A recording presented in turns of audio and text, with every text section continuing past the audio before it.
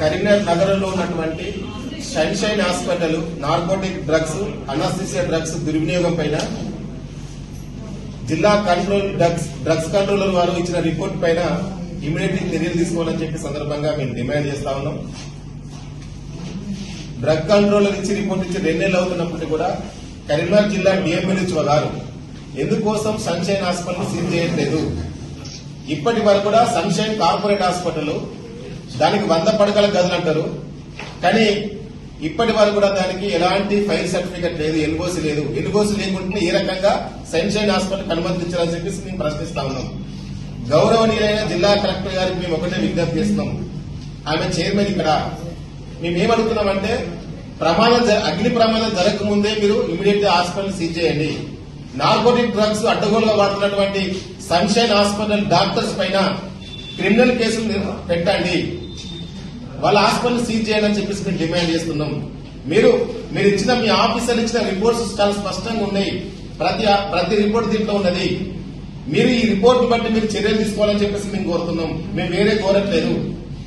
ప్రజల ఆరోగ్యాలను దృష్టిలో పెట్టుకుని మీరు ఇమీడియట్ గా చర్యలు తీసుకోకపోతే మాత్రం All India forward Bloc party ఆధ్వర్యంలో సన్షైన్ హాస్పిటల్ ముందు అవసరమైతే భవిష్యత్తులో భారీ ఎత్తున ఆందోళన కూడా చేస్తామని సందర్భంగా హెచ్చరిస్తా ఉన్నాం జిల్లా అధికారులకు అందరికీ కూడా. ఇక్కడ కరీంనగర్లో ఉన్నటువంటి కార్పొరేట్ హాస్పిటల్స్ ఏవైతున్నాయో ఎక్కడ కూడా ఏ హాస్పిటల్ కూడా సక్రమంగా ఫైర్ సర్టిఫికెట్ లేవు. నార్కోటిక్ డ్రగ్స్ గాని, అనస్థీసియా డ్రగ్స్ గాని వినియోగంలో విచ్చలవిడిగా వినియోగిస్తున్నారు. అవసరానికి మించి ప్రజలకు, రోగులకు వచ్చేటువంటి రోగులకు ఇవ్వడం వల్ల ప్రాణాలు కోల్పోతున్నారు, అనారోగ్యాలకు గురవుతున్నారు. ఇట్లాంటి జరుగుతున్న సంఘటనలు అనేకం ఉన్నాయి. ఇది ఒక్కటి మాత్రం బయటపడ్డది.